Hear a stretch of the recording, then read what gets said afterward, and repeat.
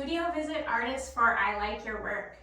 Today we are standing in my tiny spare bedroom studio in front of a piece titled Indigo, which is part of a larger installation based on a dream I had, which I'm actually turning into an immersive installation. And there are 5 other pieces that go with this. The dream is a reverse Adam and Eve allegory, where instead of getting kicked out of paradise, Adam and Eve make the choice to leave paradise on their own.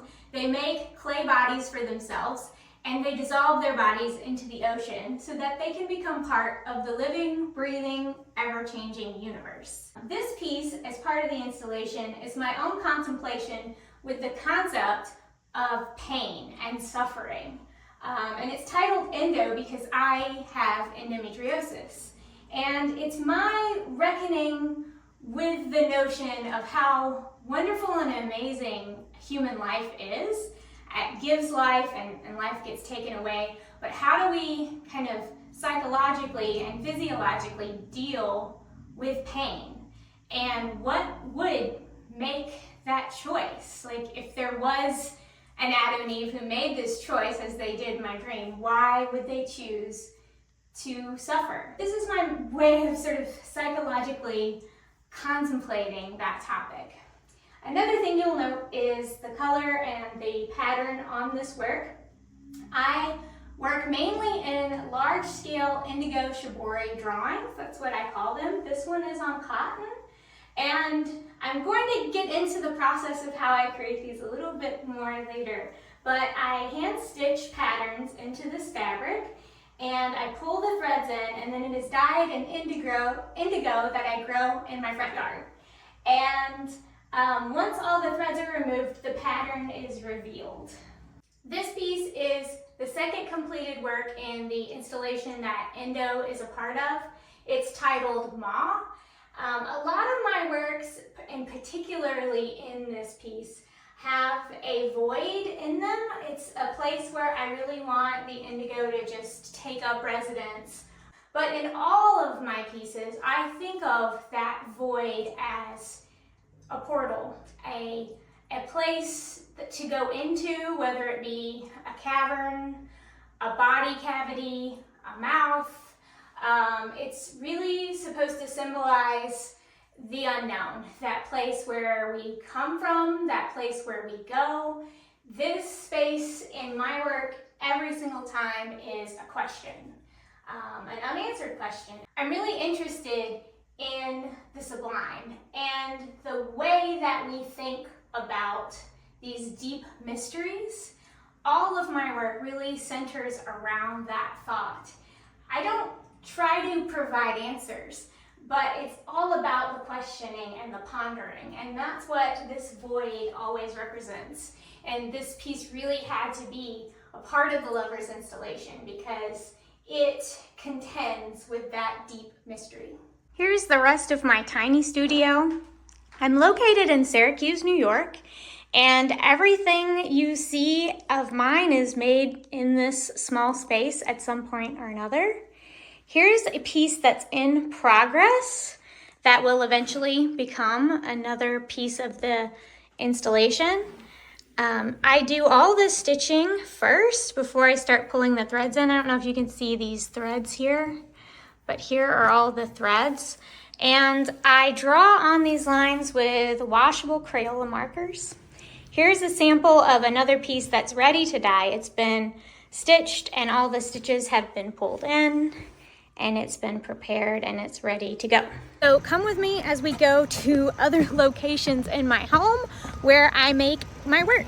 Welcome to my front yard where I grow all the indigo that I dye with. It's a very sad little patch right now because I've just harvested. But you can see we've got a lot of regrowth, and what will be going on next for these guys is I'm gonna let them go to seed. I grow and dye with Japanese indigo, also called Persicara tinctoria. And these green leaves make a beautiful, beautiful blue color. I like to talk about my dye garage a lot because art making doesn't have to always be glamorous. Yes, these are the stray cat shelters. Yes, that's our garbage over there. Yes, that's our lawn care. Yes, this is something we're repairing.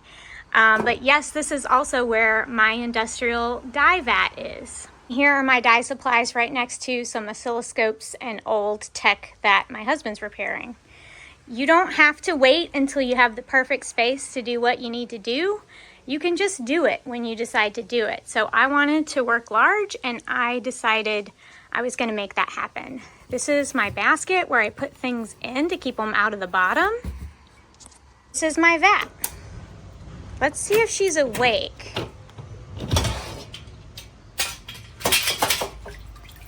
Oh, so my vat is a little sleepy right now, so you don't see that good color on top. I haven't dyed in her in about 2 weeks, so in a little while, in a couple of months, I'll be ready to wake her up and get her dyeing again. But for now, she's asleep. This is another unglamorous space. This is my basement, but it's also where I am drying the indigo I've harvested.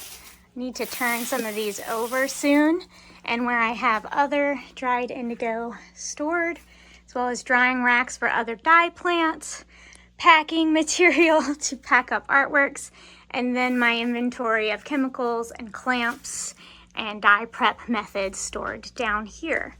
So once again, it's not glamorous, but I love it. It's very effective and good for me to be in my home.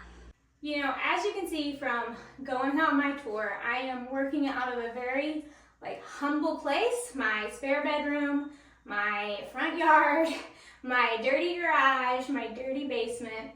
But I really work best having a home studio. I have a full-time job. I have a lot of things that I'm juggling, and so having a space in my home is the best choice for me. And I want to make large scale work, and so I figured out how to make that happen and how to use multiple locations in my home to make it happen. So don't think just because you have limited resources you can't work big or you can't do certain things. That's my biggest advice for artists who are searching for a studio or searching for a place. Sometimes the best place is in your house. And I've made artwork here for the past 10 years, and it's been really wonderful. Thank you for touring my studio with I Like Your Work. You can find more of my work at davanarobedee.com and on Instagram, davana.robedee. And be sure to check out my full interview with I Like Your Work podcast.com/studio visit artist.